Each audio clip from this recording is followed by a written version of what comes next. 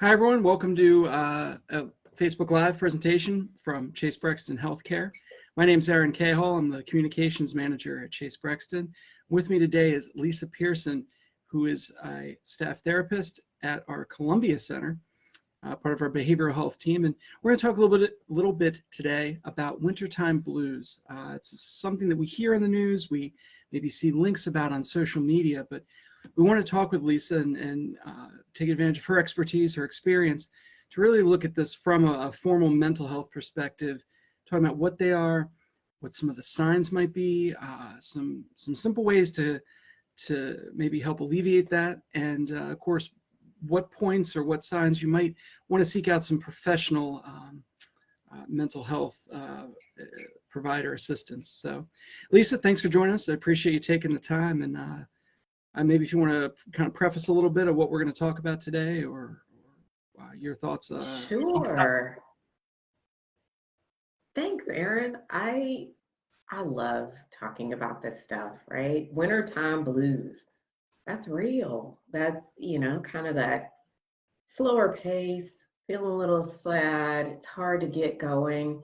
But I'm glad that you asked me for us to have just this casual conversation about what that really means for people, because wintertime blues are real. And to be clear, Lisa can expand on this maybe for a moment. What we're offering today is not necessarily formal mental health advice. We're looking at this right from a very high level and just hitting some of the high points. So what are wintertime blues? That phrase, what things are associated with that? What types of experiences, behaviors, feelings falls under that? Right. So wintertime blues are associated with less daylight hours, blues, sadness, a slower pace, maybe perhaps when you're waking, it's dark. You get off work in the evening, it's a little bit dark, and activity level, really, there's less things that folks are doing outdoors. So it feels more of like a hibernation time. And I think depending on where you are in terms of your activity level, there are actually people who love this time of year. And there's so much for us to learn from those folks too, as well as for folks who do prefer more outdoorsy, active, interactive, connecting pieces. It can be a little bit hard because it makes a shift and it makes people kind of change from what the norm may be.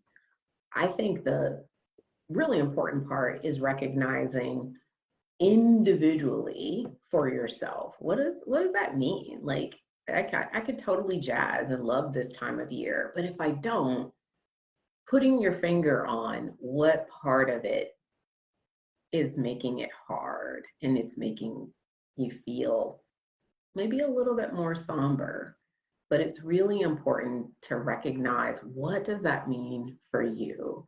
There's so much information out there these days that are recipes and 5 tips and 5 tricks and 3 tips. And you know yourself. I think it's a really good time for self-awareness. Are there such things as typical signs for this, or is it individually focused? We talk about seasonal affective disorder, that phrase comes up too, which sounds very clinical. It sounds like a diagnosis. That sounds like a treatable condition that would have set symptoms. But is it more individual than that? What sort of signs should someone look for? Right. That's a great question. You asked and answered. So seasonal affective disorder is an actual diagnosis along the spectrum of major depression unspecified. So there's different on that continuum, right, of different levels that people can look for. When we think about wintertime blues, I'm thinking about the general population, right, and levels of sadness that can come and go. Depression and seasonal affective disorder means that it comes and it stays. and it hangs out for a considerable amount of time. And so I think that would be the marker when we think about what's the difference between being sad and having the blues and depression. Is one of the basic factors in terms of having a casual conversation with my friend is about time, right? Like checking in, like, oh, how long have you been feeling that way, right? And really seeing what does that mean for people. Coming and going is, it happens. When it comes and it doesn't leave, now we need to start having a conversation when it holds on for a period of weeks or months. I see. Are there folks who are more at risk for thinking of that bigger wintertime blues concept? Are there folks who are more at risk, maybe those with pre-existing conditions, or are there certain living situations someone could have that would lend themselves to it? Who's at risk? Right. I think there are certainly things that make you more susceptible, right? So there's if folks in your family have sadness and or depression, can make you more susceptible, but it isn't a direct causation, right? I think certain conditions around living can be, but because you are in poverty doesn't cause or equate to automatically to depression. And so that kind of leads to my beginning question of like the individual part, and really being self-aware and knowing about yourself is that there are certainly things that make you more susceptible, the environment and genetics, but both of those cannot directly cause.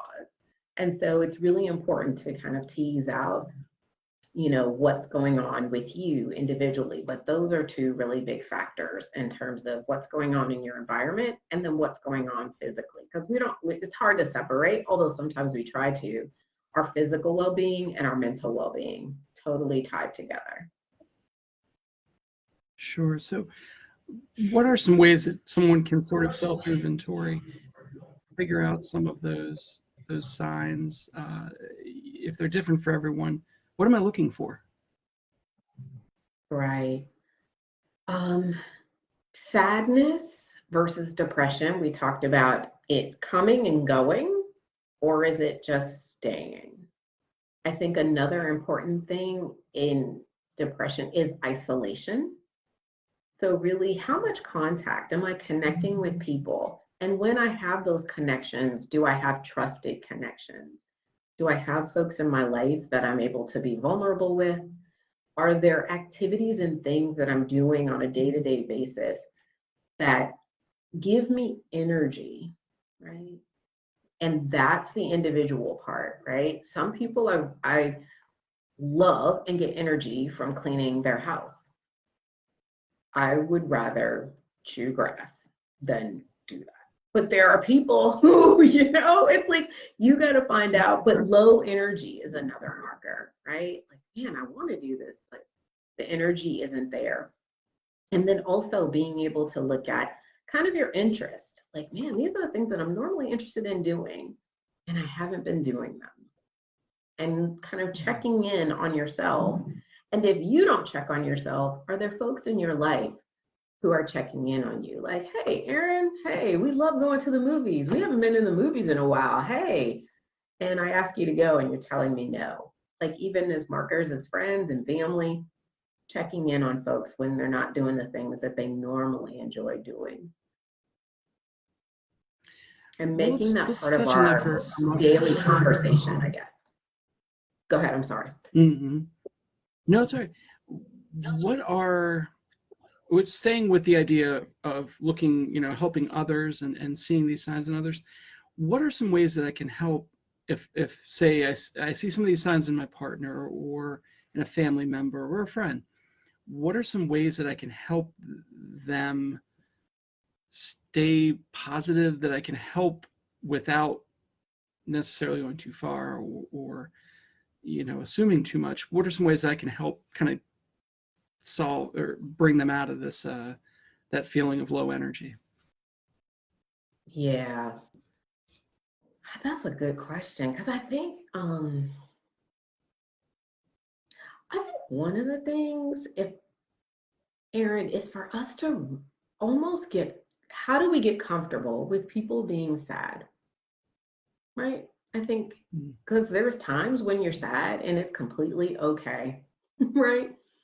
And there's reason, and how do I make space for you to be sad and still be your friend, right? And when I'm your friend, I'm not just your friend only when you're happy and when you're positive. That perhaps you connecting with me and just kind of sitting with me in my sadness gives me the vulnerability and the energy, like, oh, okay, this person really cares about me. And that could be the boost that I need. And it's the boost versus the fix. And I think sometimes it makes us feel so uncomfortable when the people we care about aren't happy, and we want to fix it and we want to change it. And I think for us, when we're sad, right?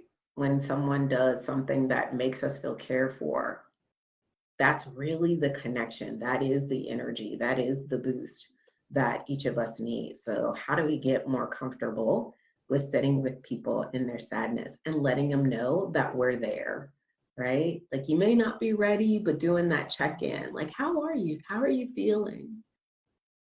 Okay, Right, then right. That you're makes ready sense. to talk. You're not ready to talk. I'm here when you're ready. Hmm. So, what if I feel that I do need some professional assistance?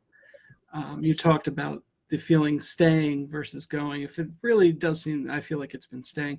Are there any other signs that I should feel like I need to go find professional help? And will someone like in your position, will they take me seriously if I come in and say I'm feeling this because of the season? What should I expect? What kind of interaction with a provider should I expect? Right. I that's a really good question. I think when people are feeling sad, absolutely hands down, people are going to take you seriously, um, and want to provide the help that is needed. And what we really want to do is really, there's no wrong door. If you are having a doctor's appointment and you tell your doctor that you're feeling this way, that could be one way.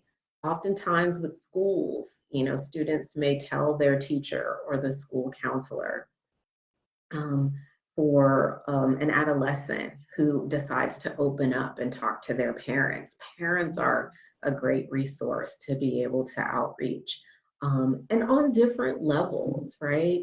Some people may need a therapist. Some people may need a genuine conversation with a trusted person. Um, but I think the marker around time, right? If it's hanging around and it's not moving and it's not changing, then that's the time, that's the marker to talk to any of those trusted people, your doctor, the adults, and a trusted adult, a trusted person in the community, to kind of outreach different resources that are in the community to be able to address um, the feelings that you have that are staying, because feelings come and go and they change. The ones that are staying, we need to talk about And maybe this is a simplistic way to think of it, but will will a professional therapist take that seriously? I feel like there's a lot of stigma in general about seeking out assistance. But if them. Yeah. it seems like to me it may even be more so if it's related to a season, right? Where I'm not just feeling depression, it's because it's winter and I'm feeling this. Is this something that folks would take, someone in your position would take seriously, would understand that this is, a real thing? hmm I think when you mentioned in the beginning around that, because of seasonal affective disorder, we absolutely would take it seriously. I think the best thing about reaching out is that if therapy is the right thing, great. But it wouldn't be wrong, right? Because then perhaps we could direct you to the most appropriate place. And so reaching out is good. And it helps, either you've hit the right spot, and if you haven't, then we can help kind of direct you and guide you from what we hear to what is the best place to get help. But we definitely encourage folks to don't go at it alone. Reach out. In the community, make sure that we're reaching out to the people that it takes all of us to really take care of one another. And hey, Erin, how are you feeling? Hey, have you thought about, going to a therapist? Have you? And making those conversations normal and okay. Mhm. Absolutely. And a good place to mention, of course, that we do offer therapy services at our Mount Vernon, Columbia, Randallstown, and Glen Burnie locations. You can find out more at chasebrexton.org/therapy for our services, different groups that we offer, and our full array of services. Lisa, as we're winding down, are there any last thoughts and strategies, things, specific things that maybe bring you energy that others might find helpful, or some good general suggestions of ways people could take away today and get some of that energy and feel positive? Right. First, be nice to yourself. It's okay. Sometimes we're our biggest critic. Sometimes we bully ourselves, and put the bat down. Be nice to yourself. Be gentle. We all need it right now. It's so needed and so okay. And connect. Connecting to those folks and to the things. If it brings you energy to read a book, then you read your book. If it brings you energy to go and jog, go jog. But if the 5 tips that somebody gave doesn't work for you, it doesn't mean there's something wrong with you. It just means those aren't the 5 tips that work for you. So being able to just be nice to yourself and stay connected.